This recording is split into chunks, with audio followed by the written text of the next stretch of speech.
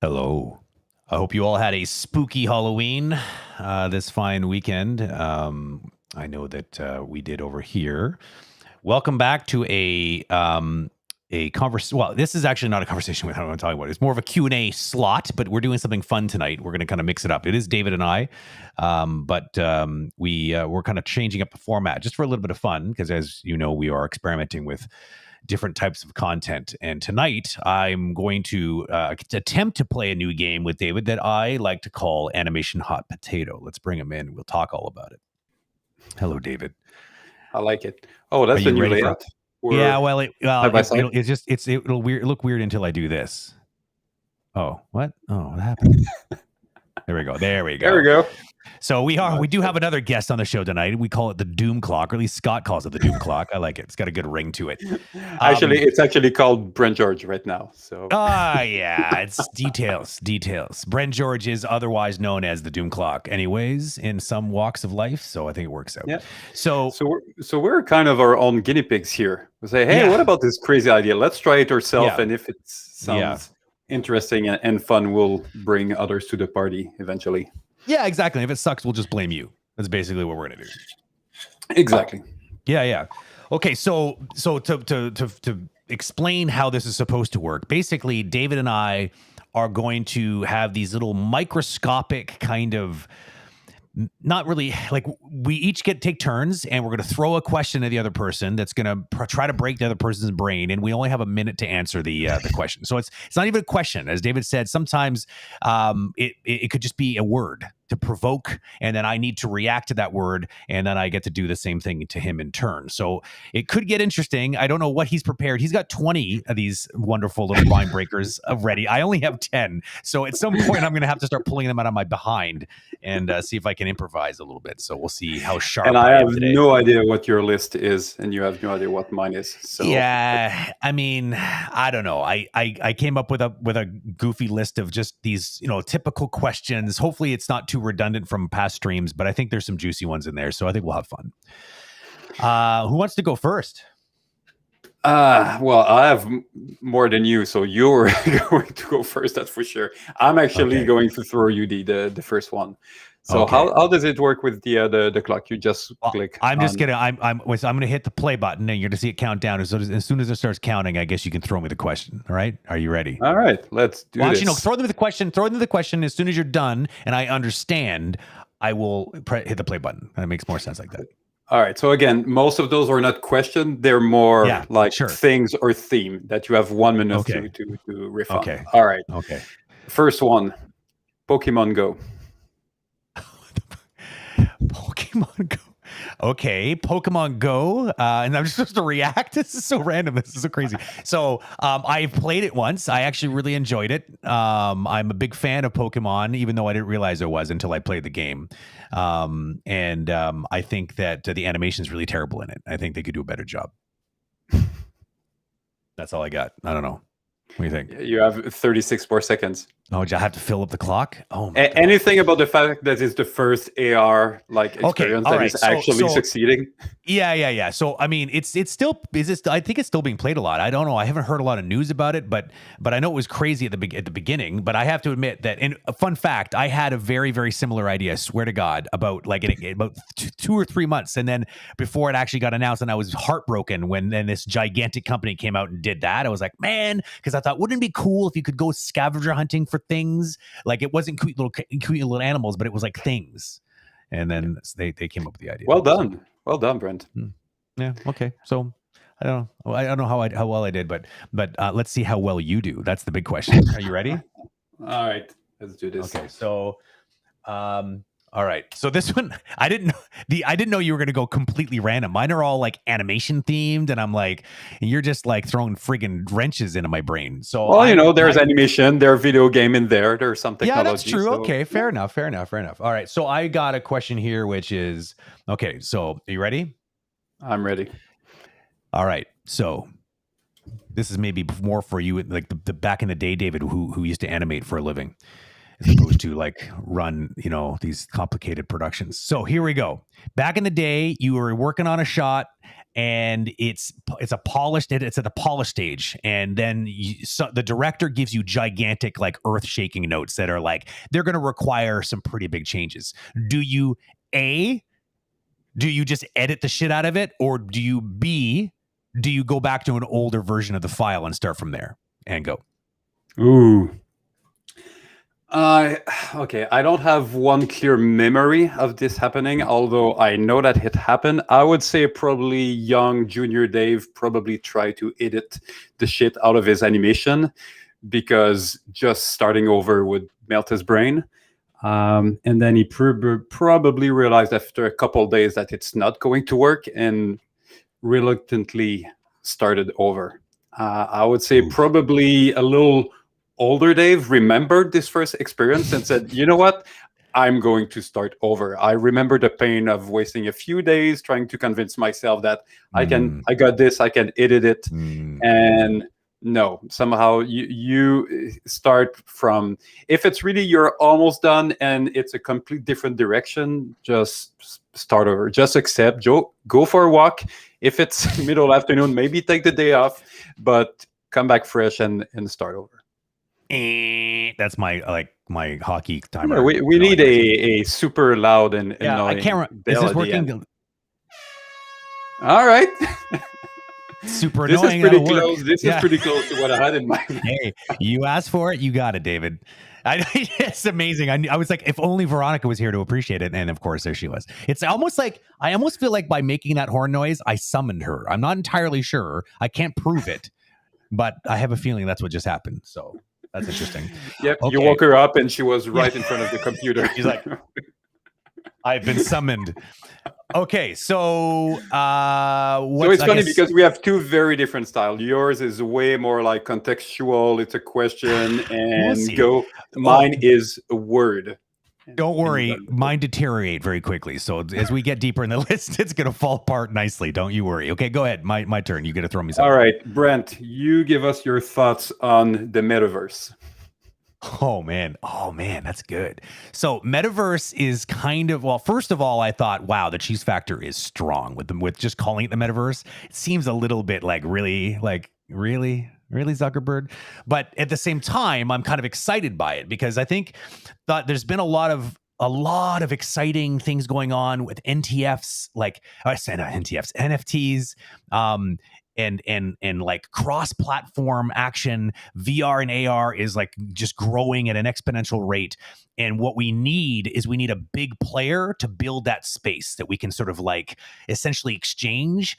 They're going to make bazillions of dollars on it because of course they're going to find ways of like monetizing everything. But I also think that if you are a developer, that you should be seriously looking at that space because it's Bitcoin all over again. It's going to be a friggin' gold rush on how to actually capitalize on this new technology. It's not really new technology, it's more just a new space. So That's how I feel about it. Well done. Perfect timing. I have to ask Brent, and this is not time. Have you watched the off the kind of question? Yeah, it's off the clock. This allowed? This is in between period. Scott's our referee. He's in the background. He needs a whistle or something. Oh, he says it's okay. All right, fine. So go ahead. Off the record. Have you looked at Facebook video with Mark Zuckerberg explaining the metaverse and all that? I did. Have you seen the video? Yes. How creepy was it for you? Super creepy because he just should not be in videos. He's like, I am a robot. I am actually Mark Zuckerberg, the robot, but I'm actually not. But it's really funny that everyone thinks I'm a robot because I kind of am, but I'm not. Like it's awkward. I don't know. How terrible was the character animation throughout this entire? So bad. Like, I'm like, you're Facebook. You're like literally made of money, and that's the best you got, They really, dude? they are I don't know. investing 5 billion a year in that, and that's the I don't. promotional video. I was like, I don't know. I want to believe what you guys are building, but now Yeah. you're just creeping me out. Yeah, I don't know. It felt like it, like, I don't know if it's true. Like, it just, I don't know if it would, like, it's not like it sort of You in know my what? mind. What? Go Go ahead. ahead. I was going to say Just that oh shit, we're delayed. Go ahead. there You you go go. first. I'll shut up. It just reminded me. You remember at E3 when Ubisoft was hiring always this woman presentator, and she Oh just yeah. did an amazing job. She just killed it every year. Yep. She was not like a producer at Yeah. at Ubisoft. She was No, just the she was a person hired hired. actress. Yeah. Exactly. To be, you are good at Yep. communicating with And then people. Eve did it. Just do that. What? And then Eve came out that one year. Is that what you're talking about, Eve Cumo? No. Oh, I see. Oh, okay. No, That's funny. I was just saying, compared to, I'm the head of that, corporation. No, you're right, so I'm the one. I'm the Steve Jobs of my own, so I can do it. You're right, but so what happened? I don't know if you know this. You're right. Years ago, that's what Ubisoft did, and then 1 year at Ubisoft, Yves Guillemot, the actual CEO of Ubisoft, decided to do it, and it was like cringe. That wasn't as good. Yeah, like, I mean, he's such a sweet man. Like, I really like this guy a lot, and I felt so bad for him because people are like, "Oh no!" Like, I could see everyone was collectively like, "You're killing us," but like, yeah, awkward. I agree. Like, all the companies should just do that. It to me, the fact that it felt so rushed and hobbled together so quickly and so not polished, it gave credence in my mind to the conspiracy theorists that it's like, oh, they're changing their name because they want to, they're trying to find a way around getting out of the whole debacle with like all that. Because, people have been following the news. There was all these released documents proving that they have researched the crap out of the idea as to whether Facebook is damaging people. And it's undeniably yes is the answer. And yet they do nothing. They outwardly, publicly say how it's all fine, it's all good, we're taking all the steps. And then meanwhile, they have like stacks of research that says otherwise. If you take a look at, there's a lot of history in name change, big corporation name changes. Like there was a famous one that was a cigarette company. And I'm stalling. Yeah, he's got, no, I'm not. Shut up. You're stalling. But there was famous. There's like Johnson & Johnson recently created a new company, put talcum powder under, and then they just financially it just went bankrupt one day. It's like, I don't know. It felt unpolished and weird. I agree. Yeah, very weird. All right, that's it. That was the end of the intermission. Yeah. Okay. Good. All right. I'm stopping the stalling, Scott. Jeez. I'm going to bring out him. He's going to come up here next. You're in the hot seat next time, Scott, and I'll be in the background, sniping from the shadows. Okay, so I guess it's my turn to ask you a question, right? Okay. Mm-hmm. All right, David. I'm going to skip this one because it's a little bit. So now you have 9? No, I've already added another 2, so I'm at 11 now. Oh, wow. Okay, so if you were if you had to go and live on a deserted island, okay, but you are still expected to work, obviously, and animate, would you bring with you IK or FK? You're only allowed to have I would definitely bring FK. I don't know. There's something that my brain loves to just tweak the curve to have those nice drag and fall through just by, like animating the tail of a dragon or something like that. That you just do this and you take all the curve and you just offset it and you see the magic kind of do it for you, and you did it in 30 seconds. And try to do that, IK, without taking like 3 days. IK as its place, but I would say FK would be my weapon of choice for sure. Plot twist. I'm actually your supervisor assigned you nothing but 4-legged walks. Yes, then I'm definitely going to take IK, but I'm still using FK for the tail though. Yeah, okay, fair enough. Good timing. All right, your turn. All right, ready? Ooh, this one. 2 words, actually. 2 words? 2 words. If I can handle it. I'll try. All right. Brent, what's your opinion on Fortnite's addiction? Oh, man. Yeah. So obviously, as a game developer, I am very torn on this. It's weird because if you think about it, the goal of a good developer is to make a game that's addictive. Like quite literally, because we know that a game that's going to be played a lot is probably going to make a lot of money, right? Because it'll be popular. People will want to play it, especially if it's a game that's a game as a service, which is like essentially like World of Warcraft, games that are like perpetual and always evolving. Esport games, the same thing. Usually they're free to play, but a lot of microtransactions. So it's unfortunate that the video game industry is incentivized this. Like you are literally rewarded with bonuses and extra money if you are able to make a game so good that no one can stop playing it. I don't know what to tell you. I think that it's broken. I'll be honest with you. It's a mess. It's a mess because almost perfect timing. Yeah. See, that's the fun part with the game. If you land just 2 seconds before, you have this awkward 2-second silence. That's perfect. Yeah, you got to go all the way out. Run the clock out, buddy. That's what you got to do. All right, David. Are you ready for the next one? That's a good question, by the way. I like it because the 1 minute makes you just like, it's all you have time for is the first thing that comes in your brain. You just say it. Yep. No time to sugarcoat it. We could have riff on 15 minutes for 15 minutes on this one. An hour-long conversation. Easily.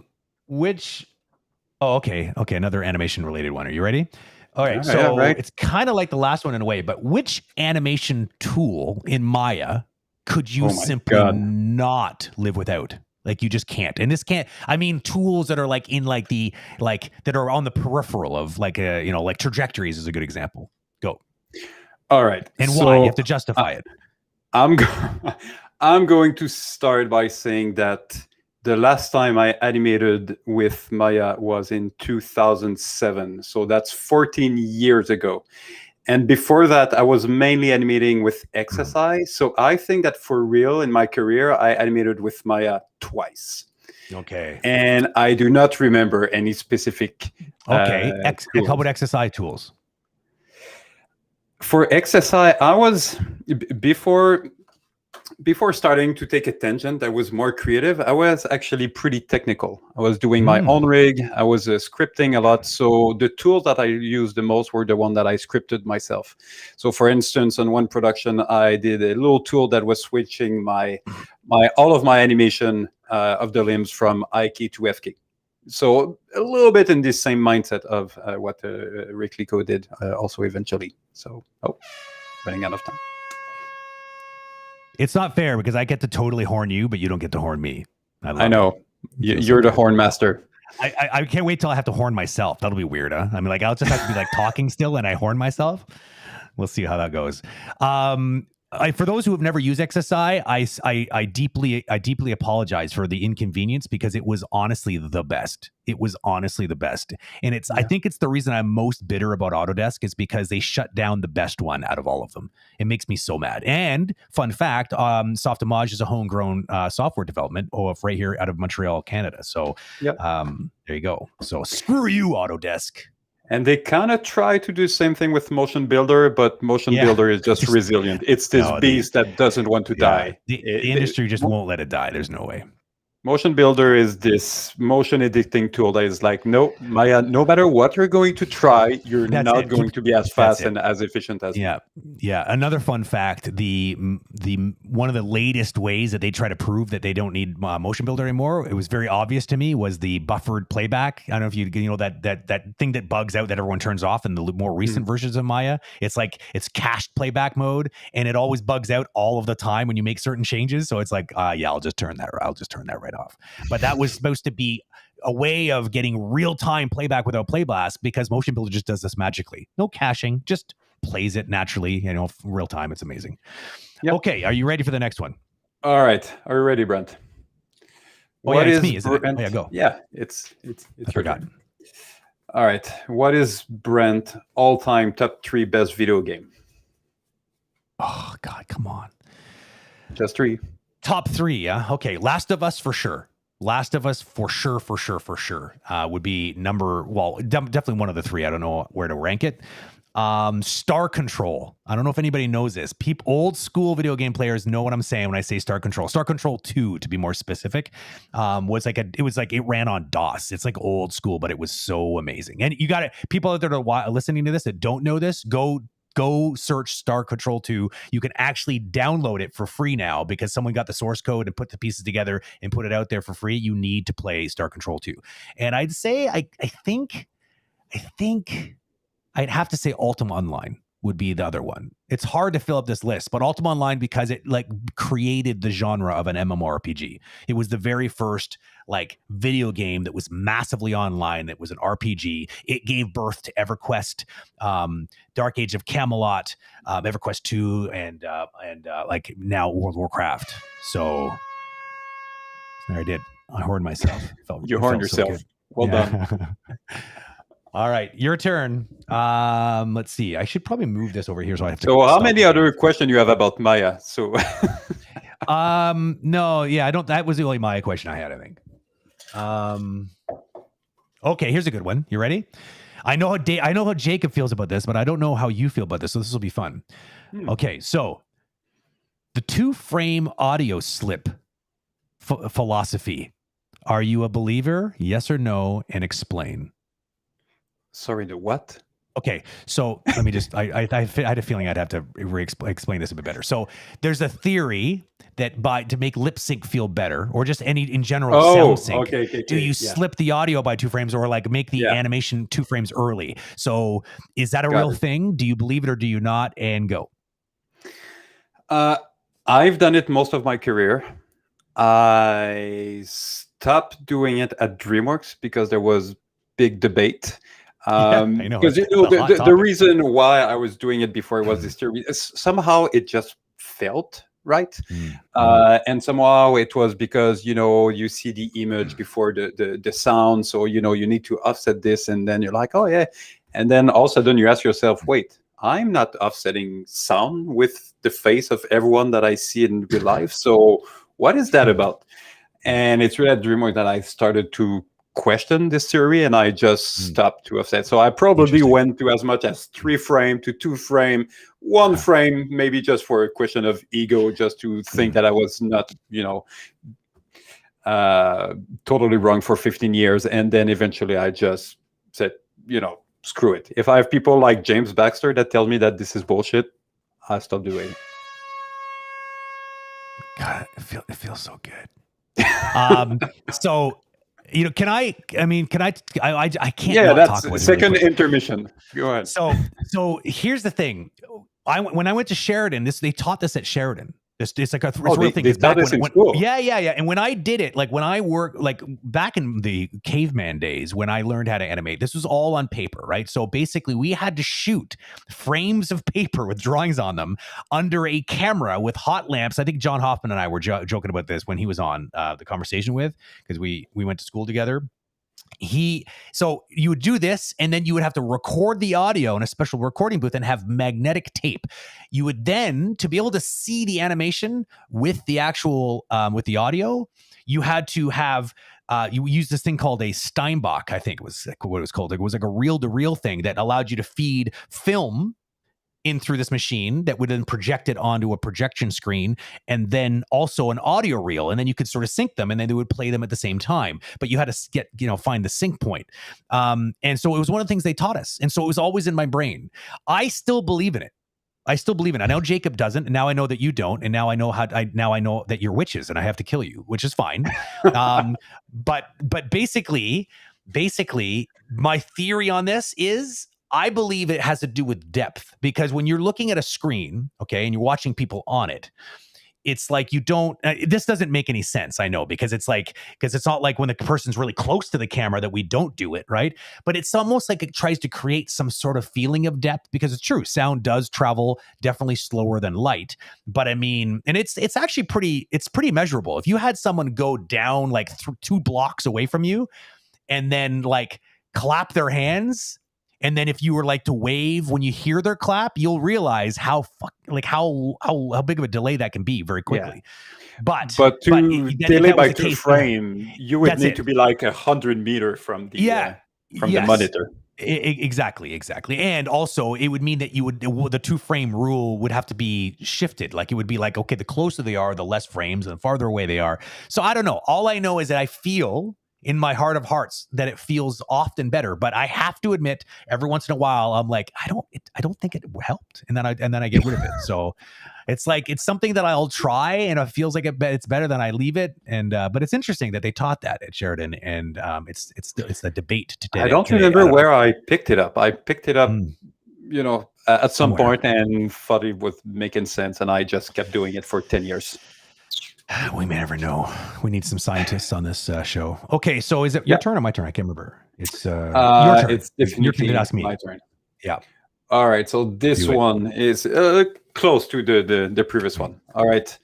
What is the best movie franchise? What? I hate you.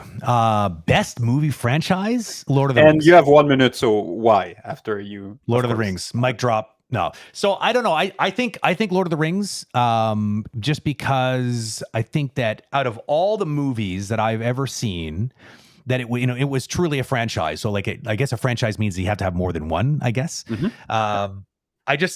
I really am still in awe with the level of the level of I don't know, adherence to the actual original sort of material. Like I watched that, and I mean, think of all the Tolkien fans. Like, how can you make? It's very dangerous to try to make something that's based on a very, very popular science fiction book. So I don't know. I just think that I just think Peter Jackson just nailed it, and I still to this day, it's one of the trilogies that I probably watched the most in my entire life. It's just amazing. I just think that they nailed it, and a lot of technical advancements too, right? Yeah, I have to agree with this one. Even all the making of that were released before and just a visual effect. Like the first one was impressive. The second one was twice as big as it, and the third one in terms of visual effect was more than the first two combined. The fact that the long version, the three combined is like 8. It's an 8-hour movie that costed like just 240 million, because nowadays there's a movie that costs that for just 2 hours, just for one. It's impressive on many levels. I have to agree with this one. Yeah, it's just so good. All right, are you ready? I'm gonna hit you with one. Yep. All right. Okay, this is a fun one. This has probably come up on stream before, but I still think it's fun to ask. Because I get asked this question all the time whenever I'm at an open house. Like when I was working at Dawson, we'd have these sort of open houses, and the parents would come in. It was always really awkward because the parents you could always tell the parents that were like controlling parents, because the kid would just sit there. They clearly said that they liked the idea of animation class, and the parents had all the questions. And the number one question that we would always get asked is, so why would we send our child here to learn when we could be sending them to, like, I don't know, Concordia, and they could get a degree? They could get a bachelor's degree in animation. So what do you think about that, David? Is it worth the bachelor's degree for that 4th year of schooling? Well, my first answer, which would probably be the blunt one, I don't remember any recruiter that ever looked at any certificate or all of that. Sure. I would have to say that if you are looking to get a working visa to go work abroad, then yes, it might make a difference. But in most cases, if you go to a private school, there's a way to accredit, well, okay, this is kind of the equivalent of a bachelor degree. So, all right, we're going to give you your TN visa anyway. But I would tell this parent that, you should definitely choose the school based on the quality of the work that those students are producing. And the second factor is probably instructors that actually know what they are talking about, meaning that ideally they still have a foot in the industry, a foot in the classroom. Nice timing. Yeah, I think. Hey, where's my horn? Oh, Jesus. My apologies. My horn finger was occupied. It was scratching my butt. So I think what's interesting is the one thing that you said there that's really, really interesting. Well, you said lots of interesting things, but I think the main thing that I would get hung up on is the idea that, like, the quality of the teaching. And I think it's difficult. So one thing that people don't usually think about is to teach at a bachelor's level means you need a master's degree.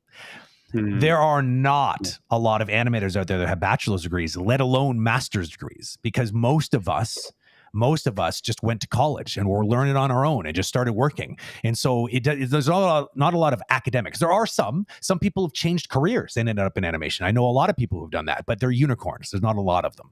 And so, and then out of that very small subset of animators, how many of them are good at teaching is the question, right? Like, how do you, but that's why for me, if you're looking for a job, I just don't think you should prioritize that. But I do agree also the whole, getting across the border thing can be theoretically a little easier, but like, I don't know. I don't think it's worth it. I think you're not going to get as good as instruction in my mind. Yeah. Agreed. Okay. Your turn. Okay. Hit me with it. Do your worst, Brent. David. Let's go. Remote versus on-site work. Oh, good. I can actually talk about this now because I've actually been going back in to the studio, not every day. I have to say it's exhilarating. Now, it is important to note that I do like being around people. As you probably can guess, I do enjoy socializing. I feed off of people's energy. I can do it here online. It took a while to get good at this, to feel like it's the same, like we're in the same room. But like I think I would say that what helped me get good at that is something that most people wouldn't have had time to do, which is teaching online. Teaching online, you had no choice but to feel like you could kind of connect with people, and it was like they're in your room with you. I feel like it took me a while, but even though I'm decent at it, it's nothing compared to being in a room full of people that are grooving and have good chemistry, and you got a big whiteboard. I have to say, I haven't been this happy, honestly, in years. It feels so good to be back in action and just moving around. Here's the thing. I predict... Oh, hold on. The exercise you get from just going room to room is something better than just literally sitting here and like changing meeting rooms by clicking on buttons on your screen. It's not good for us. It's not good for us. Yeah. Good. Yeah. You look happier. You look at least 15% happier than most weeks. 15%. That's measurable. 15%. That's good. But it doesn't matter whether I'm going in or not. If you catch me in the morning, it's always going to be Grumpy Brent. There's no doubt. It might take the edge off a little bit, but nothing quite beats the Grumpy Brent. Yeah. Okay. So we have to schedule a stream so people can witness the Grumpy Brent. It's going to be funny. It's going to be a very awkward stream. So Brent, so what are you going to talk about today? Whatever. Can we just not talk about stuff? Okay, here you go, David. This is a good juicy one for you. We can change pace a little bit. I'm going to ask you one that's going to be fun. All right, David. Is it okay to date a coworker? Like, is it okay? Is that okay? Is that a good idea or a bad idea, David? And go. Oh God, that brought back memory of that conversation we had a month ago. Yes, as long as you do it in a respectful manner for the rest of people around you. I would say it's. I mean, I say yes, but for other people, it might be a disaster. There's no way you can give an advice on this one. But, if you are, being respectful. And when I say respectful, I remember that I had a coworker that, they were constantly like, at some point, like, okay, guys, please get a room. I'm trying to work here, and you guys are literally 2 feet away. And So yeah, I mean, just, you are in a working environment. So just take this into consideration. I second that. I think that, I just think that, I think when you say do it respectfully, I think the key word there is kind of like do it in secret so no one even knows. It's probably the best idea.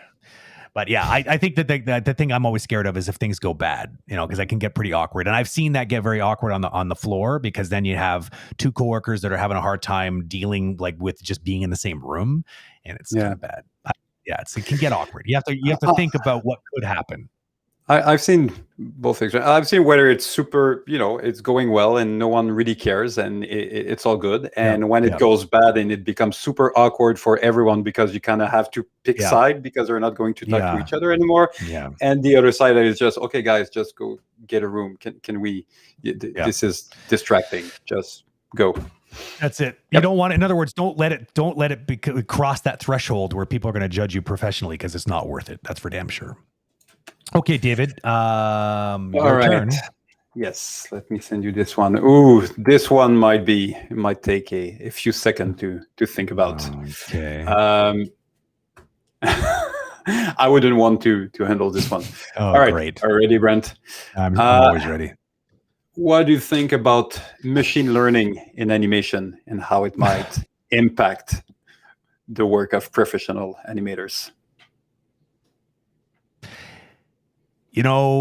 This is a hard question because I don't know where it's going to go. But having seen it, so machine learning, otherwise known as pretty much AI or a form of AI, I think that we'll see. I think that it has a place and it's going to continue to grow in the space of, body mechanics when it comes to the gameplay stuff. I think it's already shown a lot of promise very early on, like some of the first versions of this technology that have been in say For Honor, for instance. But there's one thing to keep in mind that these kind of this solution still requires data. It still needs to be created. If you want a level of stylization, I just don't believe that we can teach a computer to stylize animation. I think that's it's hard because it's very subjective, what you do. I mean, I bet you I would be probably disappointed to find out how formulaic it really is and that a computer could probably do it.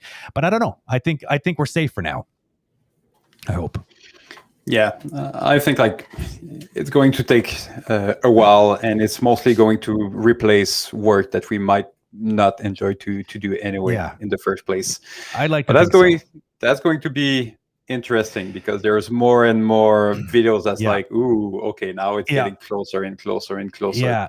People used to be like, oh, motion capture, it's like the devil. It's like that's the least of everyone's worries right now. I think the real concern is this whole AI thing, because that has a real potential to replace jobs in my mind, potentially down the road. We'll see. Yeah. Okay. Maybe we're all going to animate with voice control and we'll just tell the computer what to do with our characters. Or mind control. Can I just close my eyes and animate? Yeah, think about it. That'll be good for our exercise. Huh? It'll take this whole working from home thing to the whole next level.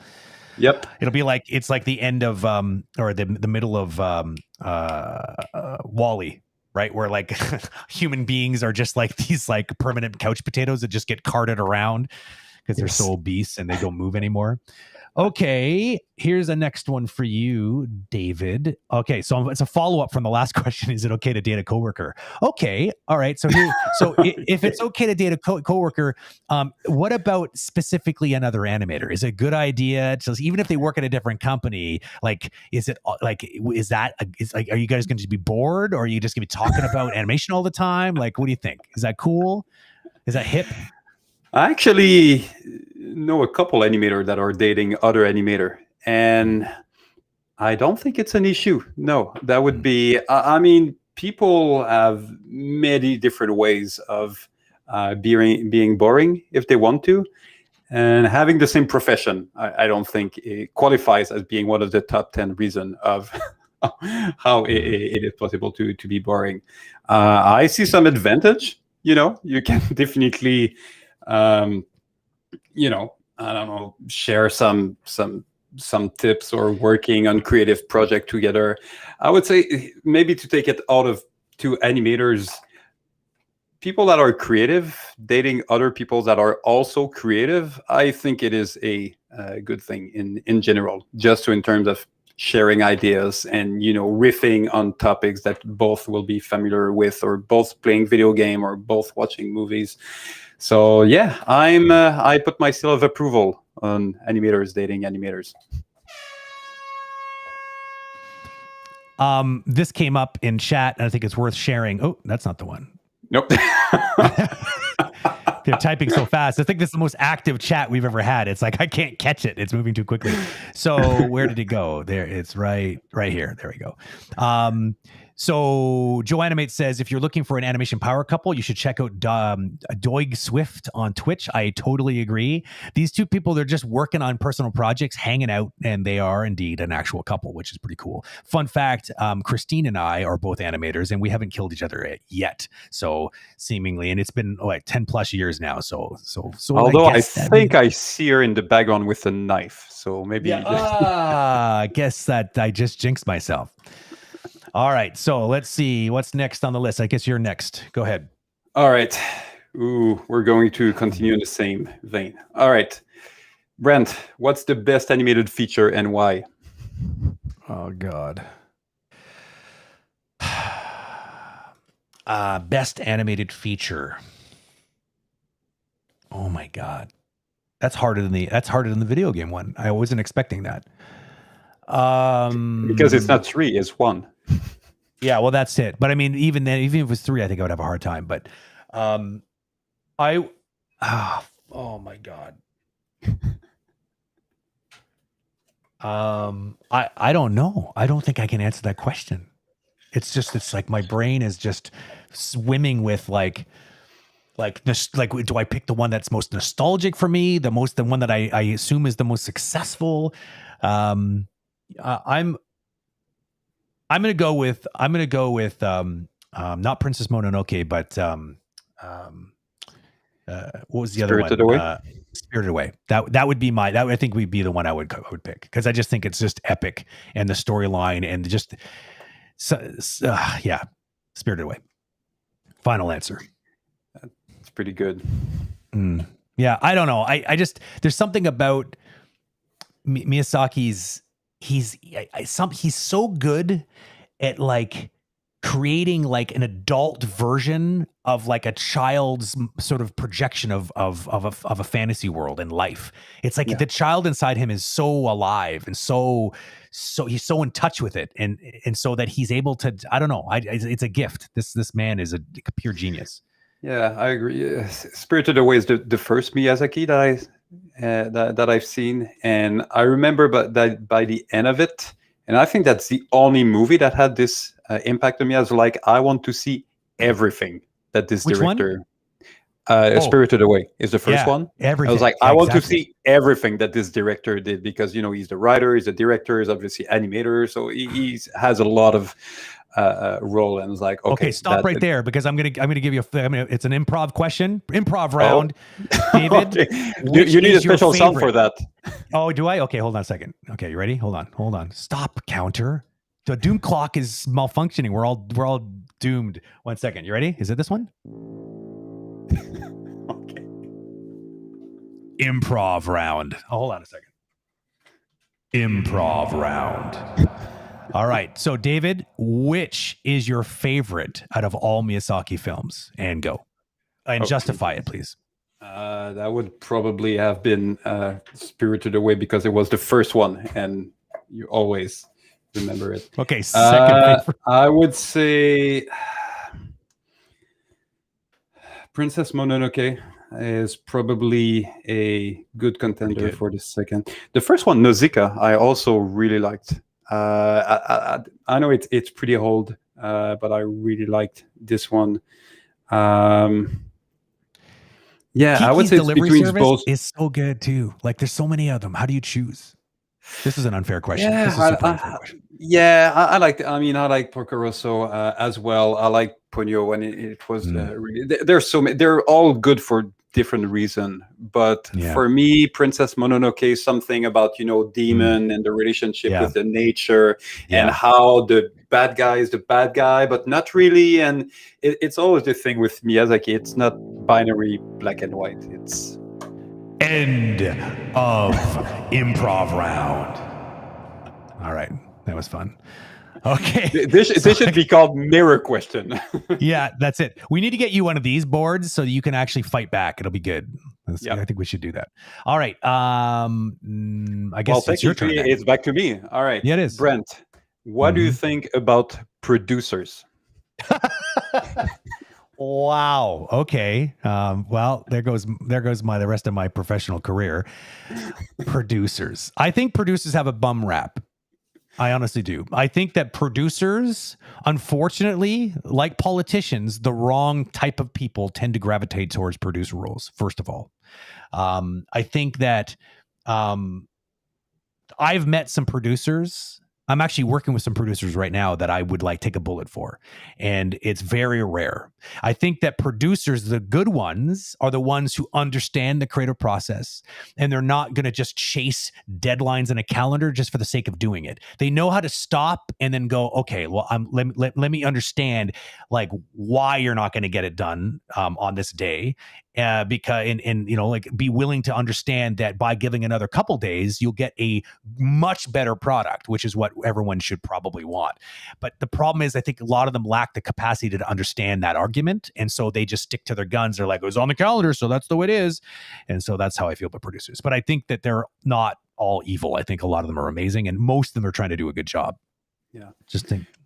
So would you say that it's a good thing for producers to come from production to at least have some experience with they have to. It should be a prerequisite. I'm not even interested in working with somebody, honestly, as a producer, unless they have some sort of production experience. Like they had to have built stuff, either a programmer, although programming producers are a little tricky because they tend to be very, very, very risk adverse. And that is like kryptonite to a creative director or a creative sort of creative, one of the creative directors, like animation, art, whatever.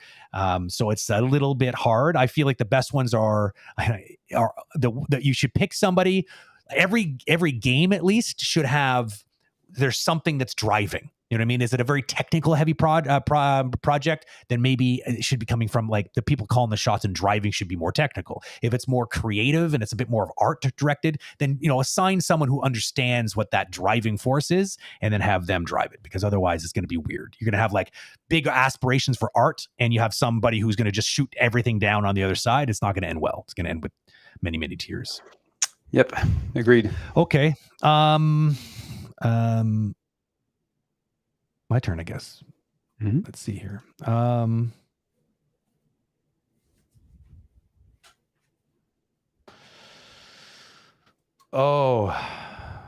This could be the fastest question yet. Okay, so I'll give you an out so that you can at least answer something. Have you seen the new movie Dune yet? And if not, are you even excited? Do you plan on watching it? And go. I have not seen yet, and I'm excited to see it to the point that I've not looked at any teaser or any trailer or any interview or nothing about it. Impressive. I saw some image because there was an article that was passing by. I was like, oh my God, I don't want to see it. Now I've seen it. Okay, there's a desert. But I've seen, the all from David Lynch, this right? This movie does feature a desert. Was that David Fincher? No, David Lynch, right? David Lynch was the original. Yes, he did the original one. So I still seen, and I'm still traumatized from the first one. So I kind of know what's going on, although I didn't read the book.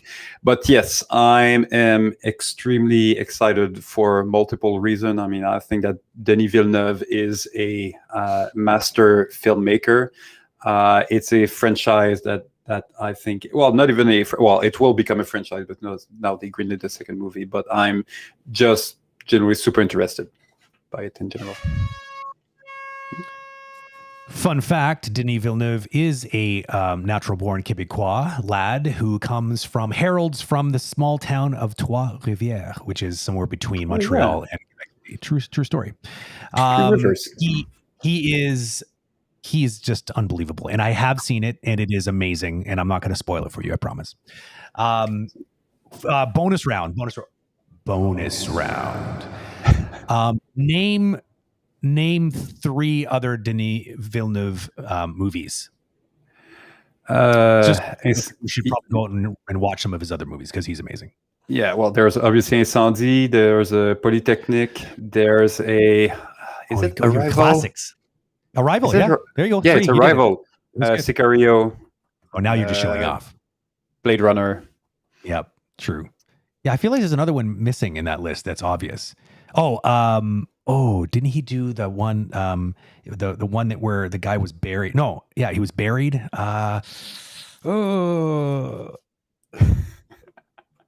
I don't know. I could call up any prisoners. Thank you. Yeah, Thank you, chat. Saved by chat, as usual. Thank you. Yeah. I owe you a beer. Okay. Hey, how about for the last question, we let actually chat decide? Oh, we can do that. Sure. Okay. Good. I like this idea. Okay. So chat, here's your chance. You can, so first of all, put either a B colon and then the question, which is a question that David can ask me.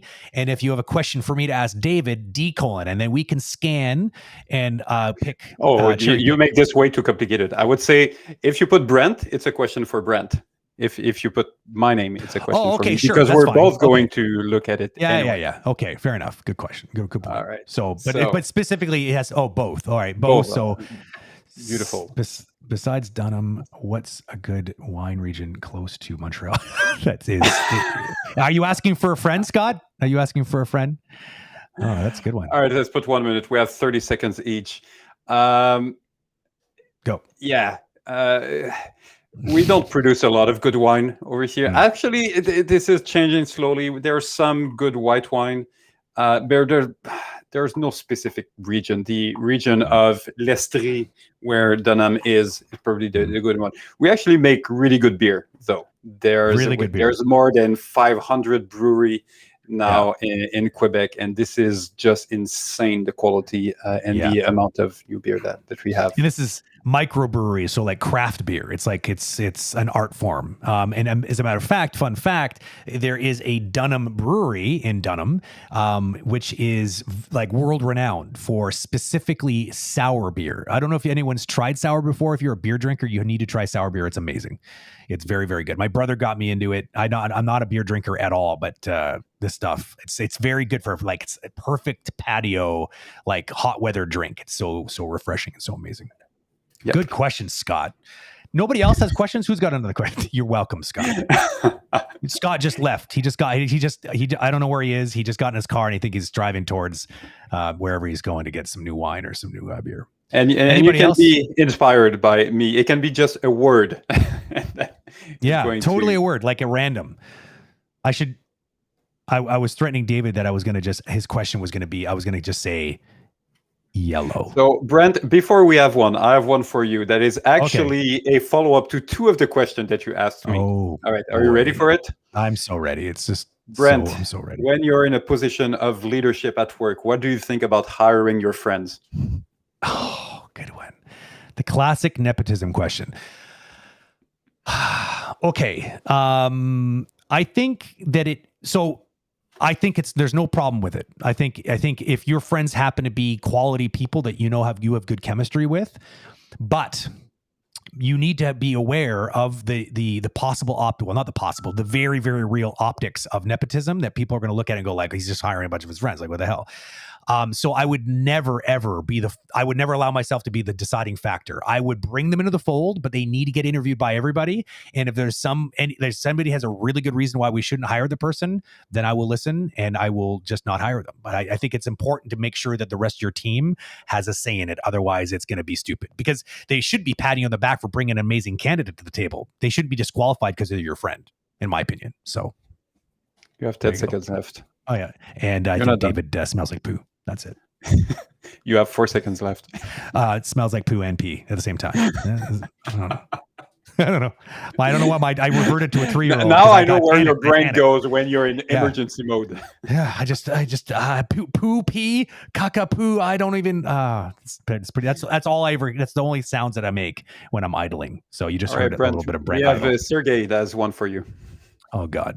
So this is a question for me. I'm supposed to answer this. It is a question for you. I can read it for you if you want.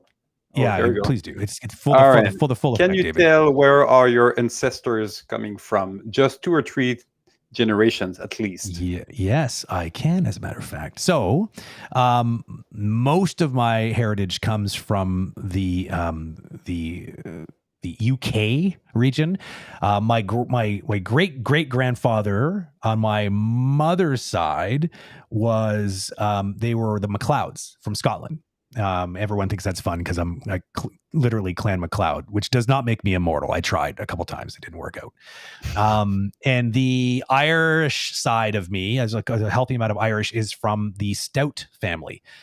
which is also funny considering the Irish are quite famous for their stout beer, which kind of links back to a question not so long ago. So other than that, there's a lot of heritage. It's funny that you asked me this question because I was obsessed for a couple years. I was going to like ancestry.com and I was like filling out the family tree. I'm like that guy in the family who wants to know where everyone's from.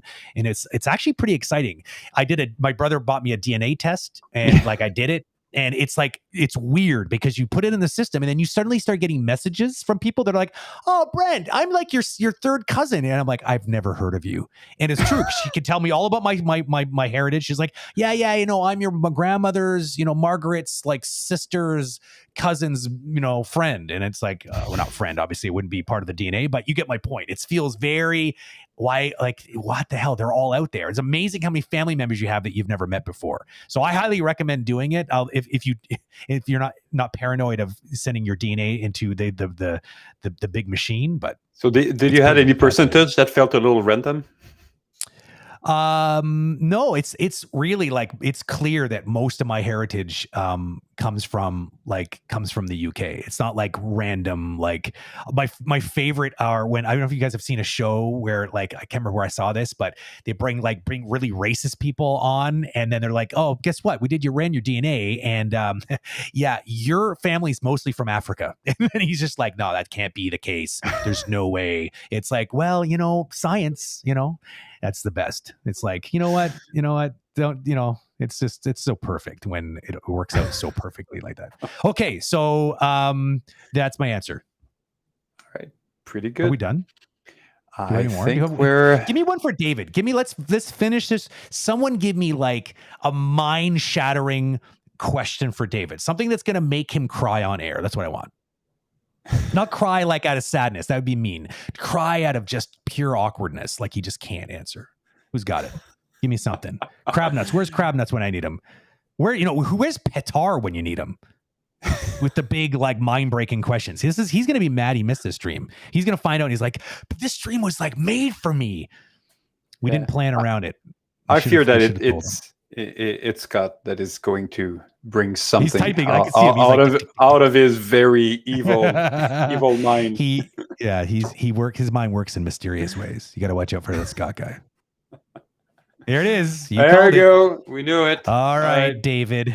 This is I brought up the Scott nuclear weapon here for this last question. What moment in your life are you waiting to see in your family's life the most? What? I think he means. Help me decipher this one. Man. Doesn't make any sense. Exactly. I'm crying out of confusion. Well, I guess mission successful, Scott. Good job. I didn't think about that. Yeah, I think he's going to type it again. What moment in your life are you? I think I don't know. I'm trying to decode the Scott. Yeah, we need a Scott whisperer. I felt that there was something, and then it was. Oh, okay. So he means, okay. So what moment in your life are you waiting to see in your family's life the most? Oh, in your future family, like a child being married or something like that, or a career achievement in his own life. Is that what you mean, Scott? So is it in the future, or is it? Can you bring Scott? Yeah. Okay. Let's bring him in. Here it comes. Just bring Scott. Here it comes. Get ready, Scott. Are you ready? Can I bring you in? Okay, here it comes. Okay, all right. A wedding, like a child's wedding. What moment are you looking forward to the most? That's going to make. Okay, but forward to, you mean that is in the future, that did not happen. Something that hasn't happened. Yeah, You're looking forward to, yeah. Yeah. Huh.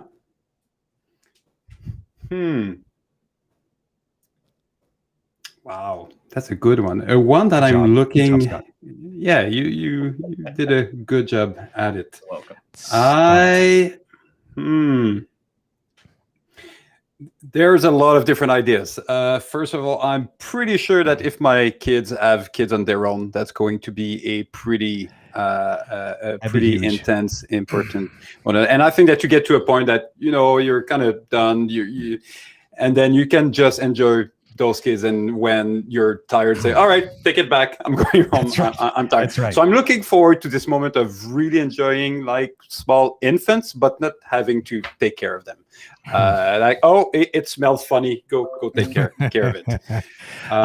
There needs to be something very Schadenfreude about that too. Like it's like you get to pay them back, pay your own kids back in a way by like creating like little like hand grenades, by like feeding them lots of candy, getting them all riled up, and then handing them back. You spoil them, and then you don't clean up the mess at all afterwards. Perfect. That would be I think if I had to choose one, that would probably be the one, and then look at how tired they will be and how they will struggle with. It's not nice. With it. That's not very nice. But yeah. Okay, I got a final question for both of you and just people in chat even, all right? So are we going to end up like 12 over here? Yes, I'm going to bring people in from chat. They're going to show up. We're going to be little teeny squares. You won't be able to see our faces, which is like 1 pixel each. The question is, have you ever seen this? I used to go here all the time, and it's like it cracks me up still to this day. The gallery abominate.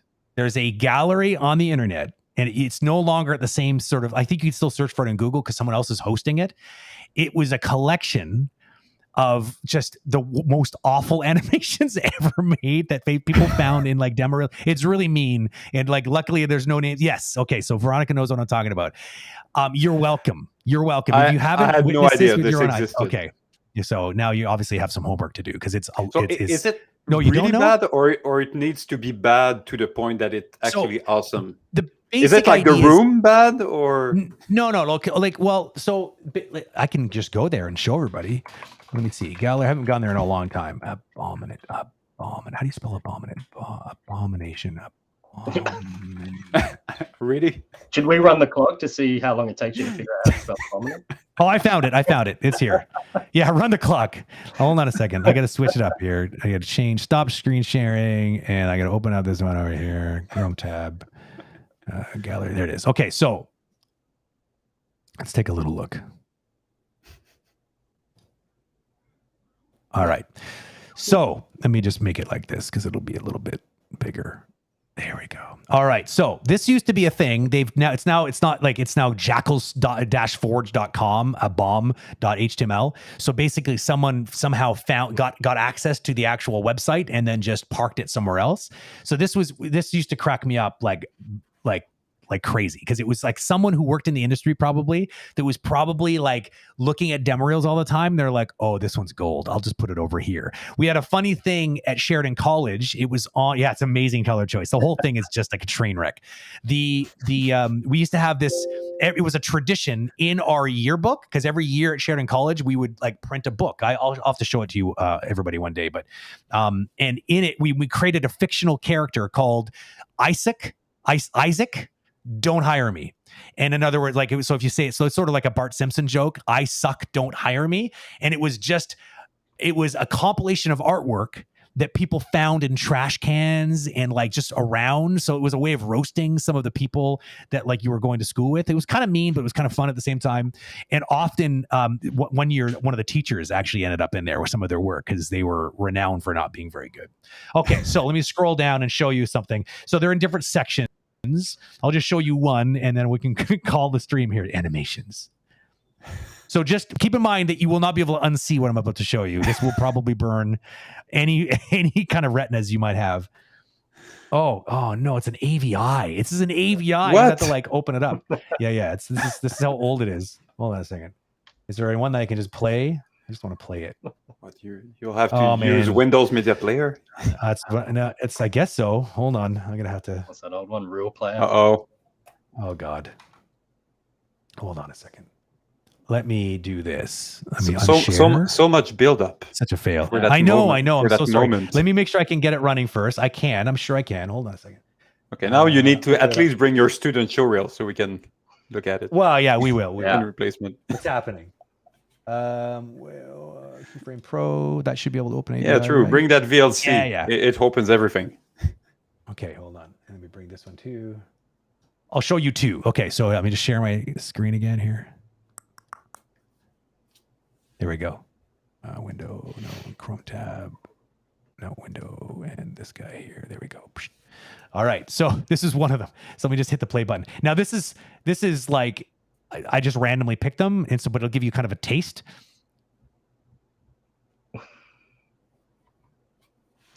You're not sharing your screen now, right? I'm not sharing No. it. Oh, I'm sorry. I'm laughing my little ass off and no one can see it. They're like, yeah, really, really funny, Brent. A black screen. Okay, here we go. Here we go. Now wait for it. Okay, the ending's the best part. It's amazing walk cycle. I like the fade up from the black, from the black to a blue background, and of course the bird at the end, because for the win, when in doubt, just flip the bird because everyone loves that. It's always a good joke. Okay, let me show you the other one here. What is the other one? Credit Andrew Gordon. I don't see what's wrong with you. Awkward. Where is it? Oh, there we go. Let's try this one.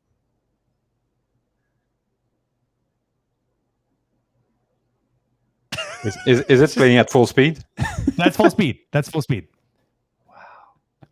Yeah, it's good stuff. Now, but the best part, look at how grainy and pixely these things are, because these are probably 320 by 640 like videos, which blown up on my monitor is those were made in the 90s for sure. It's gonna smell the late 90s. These are really old. And I mean, let me see if I can find one more. Let me find one of the classics just for fun. I really hope people persisted and actually made it. Yeah, me too.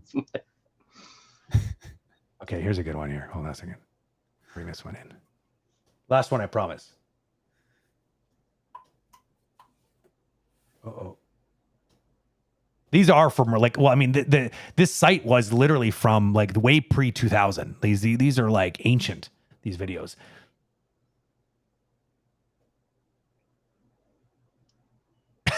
I don't even know what's going on here. He just sort of wait for it. It's very long. Keep watching. It just is what is he doing? What is this? Wow. Is there at least a little story? He comes back. No, it's just there he comes back. There he's back again. What I like the most is how they've mastered the control of the camera. I think that's the best. Oh, what? It's okay. He ends up okay. It's it looked like it was just one wild interpolation from this one pose with a really wild tangent. Someone selected all the controls, rotate, and just went three. Yeah, I think it's That's just a little gimbal lock problem. Yeah, it's in fine. There. Lock it off. It'll be okay. It'll be okay. Okay. Anyways, it's not maybe as awesome as I remember it, but it's but I remember going there all the time. Oh, that's not what I want. I want this one here. There we go. It's better. So I guess that sort of that's it. That does it for tonight. Yeah. So I don't know how people enjoyed this craziness. I had so many others. I'll keep them for the next one. So much fun. Yeah. We'll do it again. I think now that I better understand the game, now I'm going to craft better questions. And I'm going to it's now I understand what it's meant to go for the throat and put you on the spot. Now I get it. If only I knew then what I know now. It's all good. Well, it was a good test run. Yep. Scott, thanks for the cameo. Oh, by the way, while I have everyone's attention, something that's speaking of new content, there is something that's going to be coming up soon that's going to be a lot of fun. There's actually a bunch of things. David and I sat down and sort of, did you already put them in the calendar so people can actually go see them already? Oh, there you go. So go take a look. But it sounds like you're going to say something. Go ahead. No, and we already have some VIP guests that agreed to join us. So that's I saw the emails rolling in. That's awesome. Yeah. So one of the things we really want to do, which I think everyone in here is going to really like, and it kind of came up a little bit tonight, the idea of me going and getting one of my old yearbooks from school. We want to do something fun. We want to do what we're calling the Animators Roast, and we want to bring on some people that are people that have a lot of experience, and the beginning years of their animation career are far behind them, and have them dig up their demo reel from school, and then we just roast them. We're just gonna have fun, and it won't just be them. We're gonna be it'll be a round table, so we can actually roast a bunch of different people. It'll be a lot of fun.